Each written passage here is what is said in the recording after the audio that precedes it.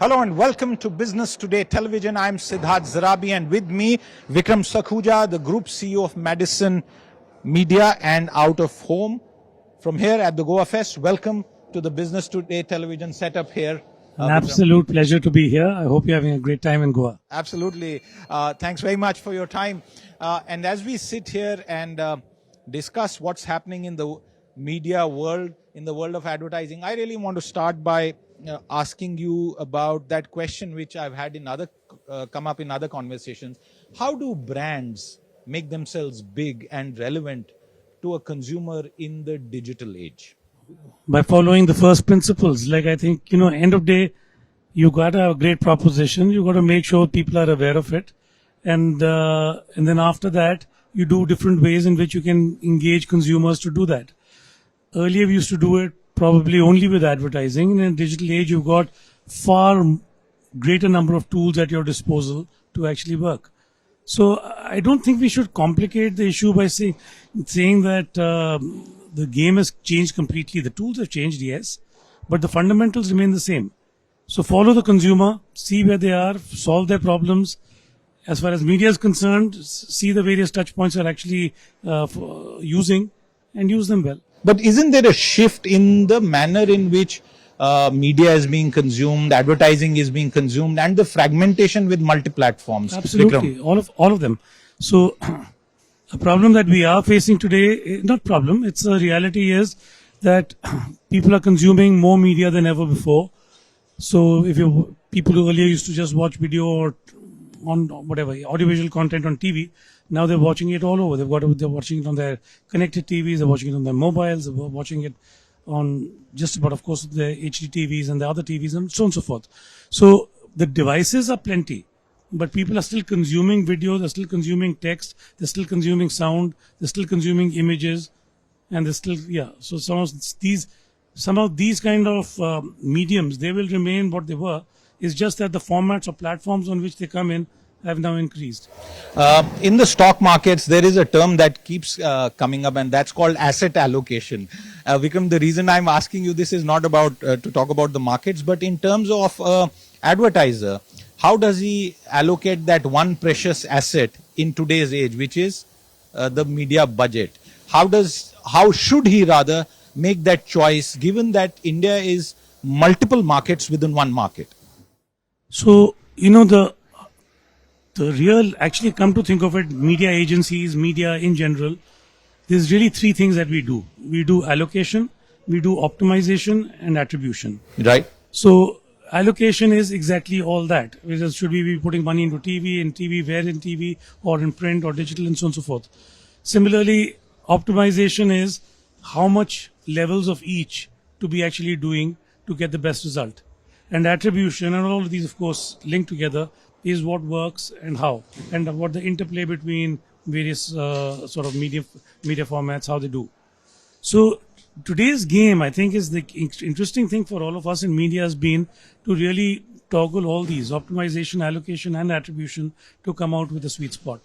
So that's a constant work in progress. So it's a challenge and a very exciting opportunity. So we have a lot of tools at our disposal today to see what are the budgets required per se, and within that, where to put them. Vikram, I'm from the India Today group, a multi-platform, multi-entity, multiverse, the Business Today multiverse. And I ask you this question, where does television today stand, and more importantly, where do you see it going in the next 2 to 3 years as far as its relevance and impact on the consumer is concerned? Look, I am a believer in television, and I think it's not going anywhere in a hurry. As long as people watch TV, and I think that's going to go for a long time, there's a huge advertising opportunity. There are a couple of things that work for TV. I mean, the first thing is when advertisers use TV, they really are buying a spot on a particular program, and they're accruing certain audiences that come from that. In direct contrast is digital, where you're going after an audience reasonably agnostic of the programming in which he's there. Now that, I think, is a very fundamental point. Now, there are some advertisers who don't care where their spot is coming, so long it's a safe environment, so to speak. But there are a lot of advertisers who actually feel that if I want to be, say, on an Aaj kind of an environment, I need to be on an Aaj kind of environment. Now, I feel that TV will, as long as that narrative keeps on coming in, and the environment in which I'm playing has a role to play, I think there will always be a case. And I think there's also basically good chance of TV to maybe command a premium because of that. And will that premium continue for the near future, Vikram? Well, it's there right now. Right now, I think for the foreseeable future it will. Oh. Now, and that's also because in digital, I don't think we've been able to use data. We've used data in a very blunt manner so far. We've not really used it in a very sharp manner. So, at least if I have to look at the advertising piece, I do demographic targeting, right? I do age, gender, and socioeconomic class, and that's how I make a media plan and put it on Aaj Tak. Now, similarly, if I have to do it on digital, large part of the branding part that I'm doing is still following these same cues. So I haven't given, despite the plethora of data available on digital, I'm still actually dumbing it down to the same levels that TV is using, arguably in a weaker manner. So I don't think there are some aspects of performance which have used data very well, but the branding piece that we are talking, which is really the direct competitor to TV, so to speak, I don't think that has been used to lethal effect.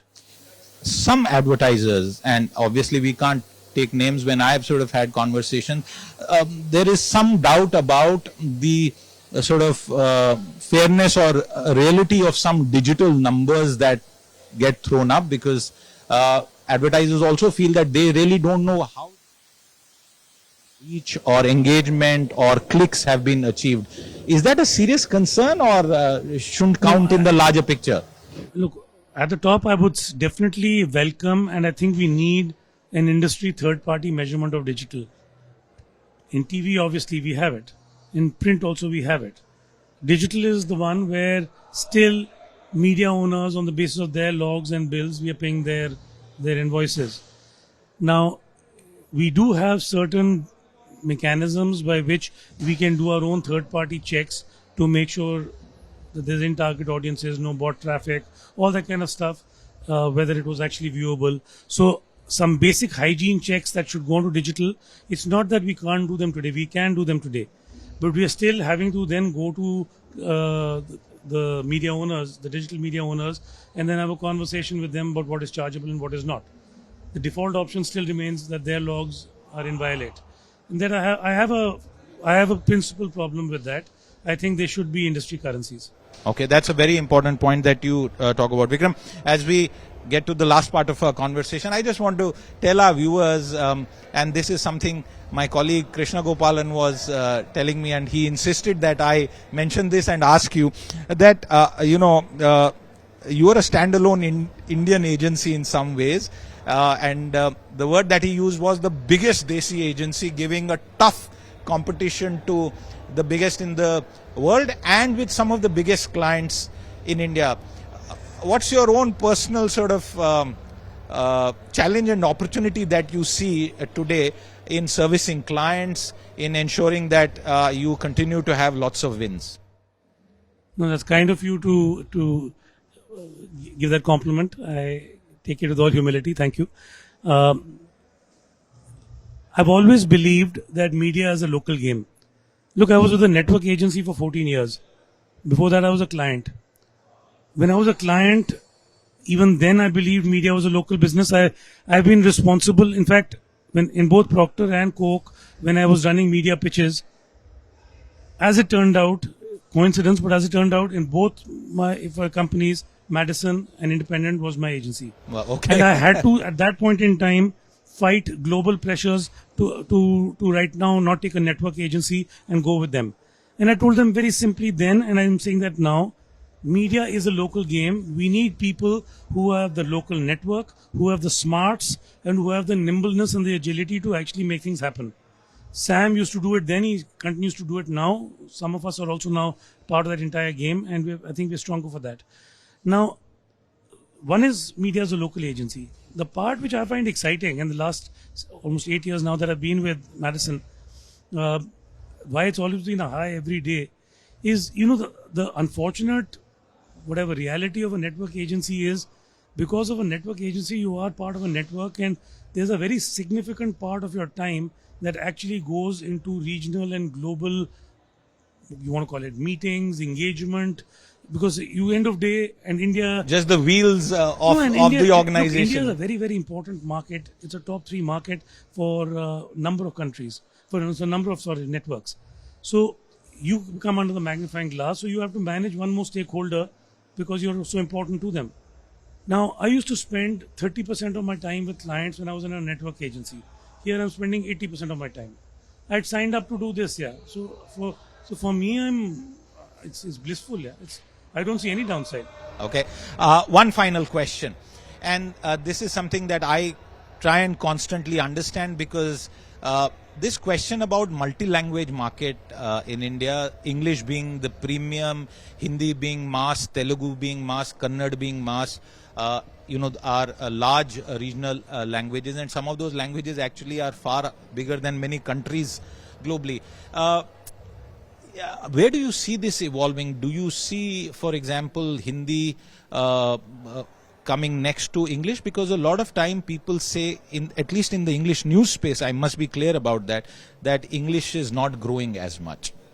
No, there's no doubt in my mind that the regionalization trend is going to strengthen, and I can see languages uh, gaining more prominence and sort of share of voice, so to speak, as compared to an English, even as things move forward. Uh, I've also seen historically, for legacy reasons, and I think really print was the one who started it. They had started this entire, I think, a very good spin of saying that English is premium, and therefore they used to charge a huge premium for English as compared to regional sort of publications. I'm talking about the 90s. Now, I think it's for any of us who are close to the consumers. I mean, you go to Gujarat, for example. Exactly. No, Gujarat, all the fluent people are going to be reading Gujarati here. Absolutely. I mean, if you expect them to be talking in English, You're living in, you're out of your mind. You're in La La Land, right? So now the fact is that anybody who's even marketing 101, yeah, you know that right now English doesn't predicate itself to be a premium. It's not a surrogate for premiumness. So I think one has to be sensible about these things. Does English have a role? Yes. Do they have a certain profile of customers? Yes. How much premium do you need to pay, if at all? That's something that depends on category to category and market to market. But it's not a be-all end-all that if you're in English, you've got a birthright to charge more. Out of the question. Very important point, and I know you have to run, so I'll try and do 2 quick rapid fires. Your thoughts about connected TV and the way everything is moving to one device, and the large screen is also now adapting to the live stream digital age. How important is it? Where do you see it going? I think connected TV is a great opportunity. Look, for India, which is a market of, you've got about 320 million homes. Now, in 320 million homes, it becomes very expensive to reach all 320 million homes together. I think what media is now offering you is a chance to give isolated universes which you can cut and dice depending on your market. Take free to air. You got 40 million homes thereabouts which are just doing free to air, free dish. Now that can be treated as a separate universe. Pay TV has got some amount of mobile, as well as, of course, they're watching the pay TV channels.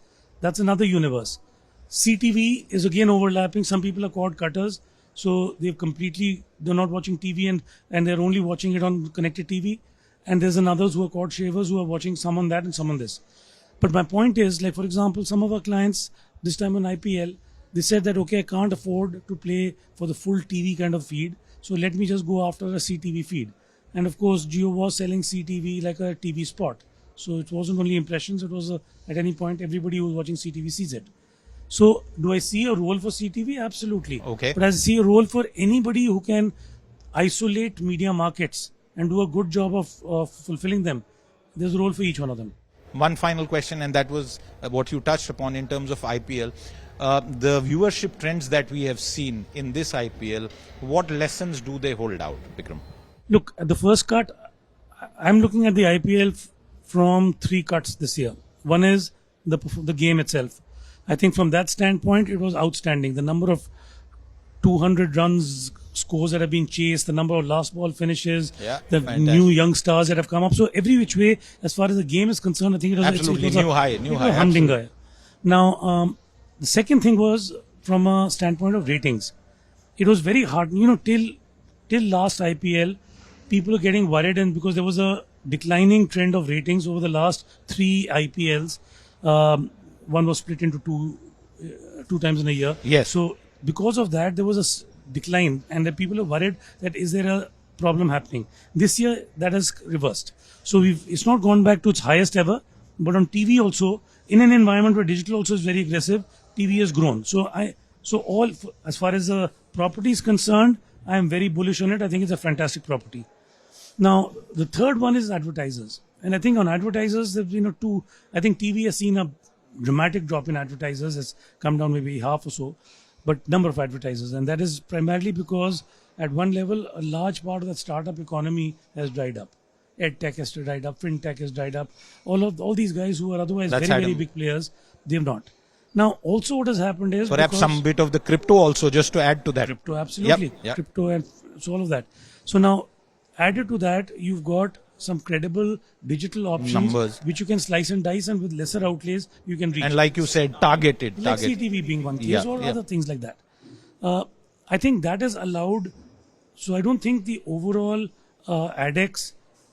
I think the overall ADEX would have otherwise grown for IPL if it hadn't been for these startups' money drying up. But I think the redistribution has happened a little between TV and online as well. And do you see TV bouncing back once the IPL and maybe fund flows? There's definitely a lot of takers for TV, and there will be takers for TV. If you've got a mass enough product which is going out, I think the TV. Look, TV spillover is a virtue. Everybody calls it sometimes as not good, but it's a virtue. Any time people put an age filter on digital, so they put a filter of say 50. That means any poor guy who's 51 will not see any ad. That may be good or bad, but ask a guy, like I see most of my content ad free because I'm not seen worthy of targeting, even though I have a fair amount of money, disposable income. But they don't target me. Why? Brilliant point. Why? But I see TV, and on TV I see the same ads, but on digital for some reason they're not choosing to target, and I don't reach them because the numbness or the dumbness of the algorithm. No, it's common sense. You say that, okay, but my media TG used to be 22 to 45. So I will also do that on digital. Yeah, but that means you're blacking out the 45 plus. It's simple, but if people are not thinking about it, it's dumb.